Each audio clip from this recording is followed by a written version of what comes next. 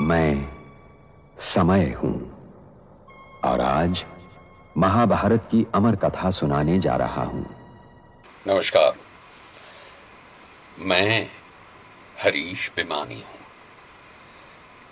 अब आपको ये लगा हो या ना लगा हो, मुझे अवश्य ये लगा है कि समय का जो ये बोलने का तरीका, ये जो ढंग था, जो इसकी रिदम थी, वो आम तौर पे बोलने वाली रिदम नहीं थी। उससे काफ़ी मुख्तलिफ थी, उससे काफ़ी अलग थी।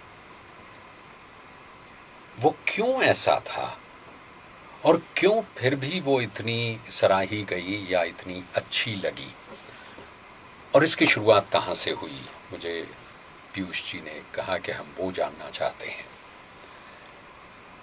दरअसल हुआ यूं कि एक देर शाम मेरे मित्र और बीआर फिल्म्स और बीआर टीवी के प्रोडक्शन डिज़ाइनर गूफी पेंटल का मुझे फ़ोन आया कि भाई एक रिकॉर्डिंग के लिए आ जाना बीआर के मेन स्टूडियो में, ऑडियो फिल्म स्टूडियो में।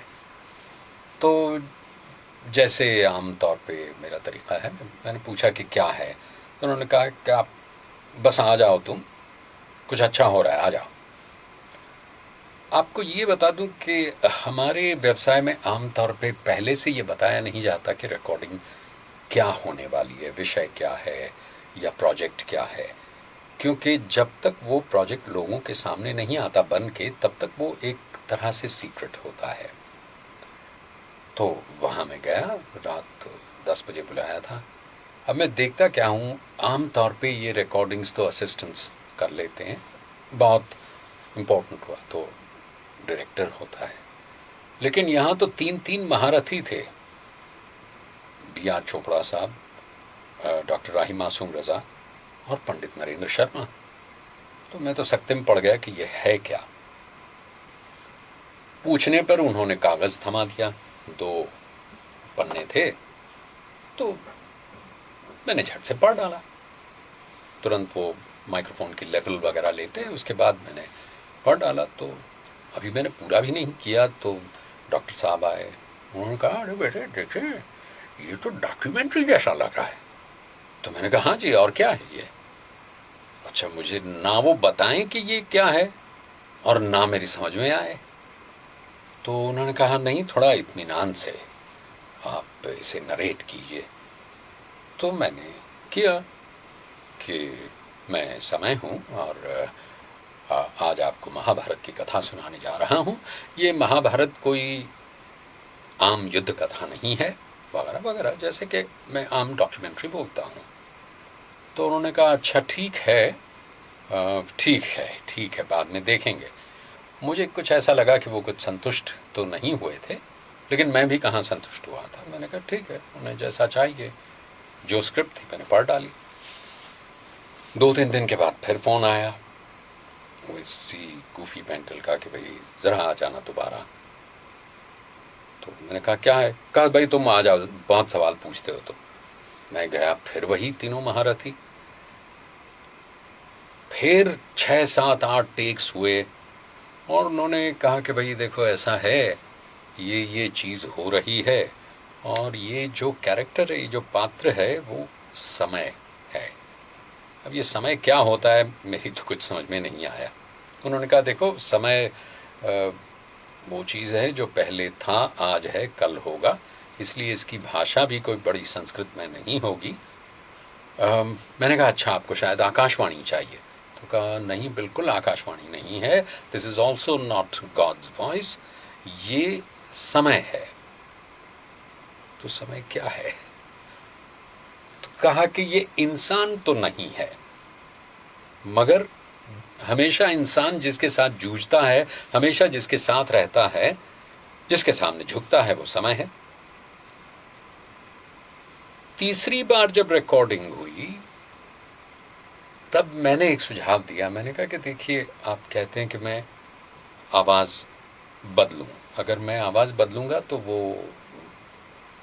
मजाकिया हो जाएगी। मैं 3-4 आवाज़ें कर तो सकता हूँ, लेकिन फिर वो इसकी गंभीरता, इसकी संजीदगी नहीं बनी रहेगी। तो ये तय पाया गया कि ठीक है, आवाज़ यानी कि टिम्बर मेरी आवाज़ रहेगी, टिम्बर मेरा रहेगा। तो मैंने कहा तब तो इसके एक ही रास्ता है कि इसकी रिदम बदली जाए, इसका टेम्पो बदला जाए, क्योंकि हर एक भाषा का और हर एक व्यक्ति का बोलने का टेम्पो अलग होता है, जिससे उसकी पहचान होती है, एक उसके टिम्बर से और एक उसके टेम्पो से। तो मैं ये सब बता रहा था, तो डॉक्टर साहब ने कहा कि भाई देखो, हाथ कंगन को आरसी क्या, पढ़े लिखे को फारसी क्या, तुम सुना। अब मैंने सोचा मैं ही फंस गया कह के।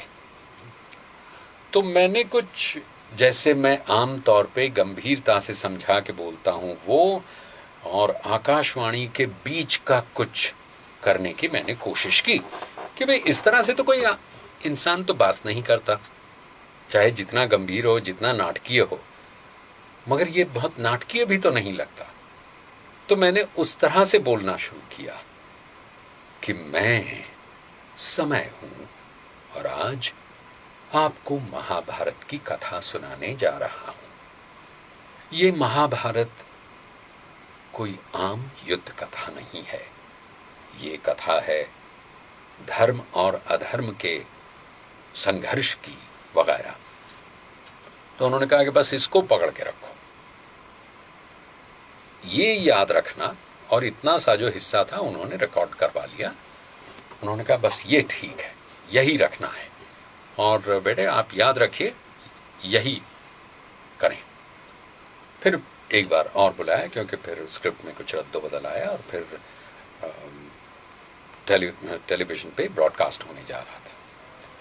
अच्छा, मेरे मन में ये हमेशा था कि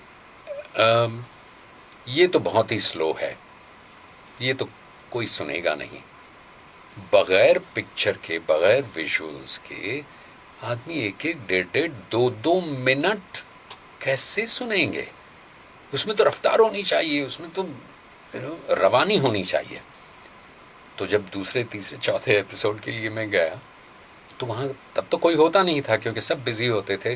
मतलब ये जो 3 थे, जो मुख्य स्तंभ थे महाभारत के, वो तो स्वयं अलग से ही व्यस्त रहते थे लिखने में।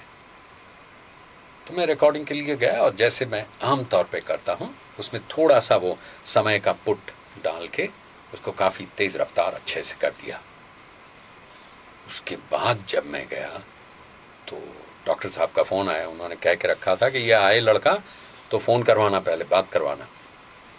तो कहा कि हरीश तुम क्या कर रहे हो, तुम्हें समझाया इतना, हम लोगों ने इतना तय किया था, भाई तुम्हारा ही सुझाव था ये, तो ये तुम इतने भागते क्यों हो। मैंने कहा नहीं जी, वो तो बहुत डर लगेगा ना, इसलिए। कहा देखो, जो एक बार तय हुआ है वो करो, बाकी चीज़ें हम पे छोड़ दो। तो मुझे लगा कि ठीक है, वो कहते हैं, बड़े हैं, डायरेक्टर वो हैं, वही सब हैं, करता धरता ही वही हैं। तो मैंने छोड़ दिया। मैंने कहा ठीक है, उनको जैसा चाहिए। तो थोड़ी बेमन से मैंने उस तरह से, जो समय का अंदाज है उसे वैसा बोलना शुरू किया।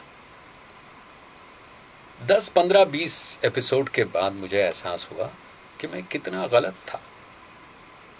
ये जो इन्होंने तय किया था, यानी कि वो ऑडियंस की नब्ज, हालांकि वो कुछ नया कर रहे थे, तो भी ऑडियंस की नब्ज वो बेहतर जानते थे।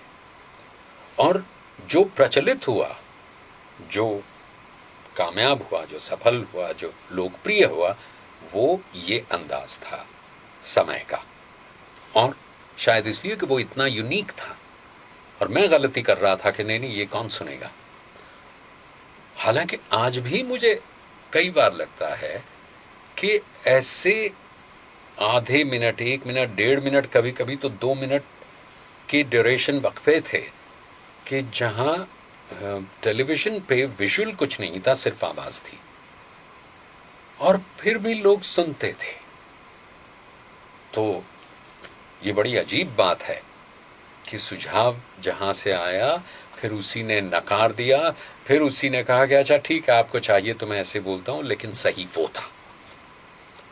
तो ये कहानी है कि समय का अंदाज कैसे आया और क्यों ये किया गया। I think it was because these 3 main stage, bulwarks, स्तंभ जो थे, उनको ठीक से पता था कि वो क्या चाहते हैं। सो हियर आई एम, समय for the rest of my समय।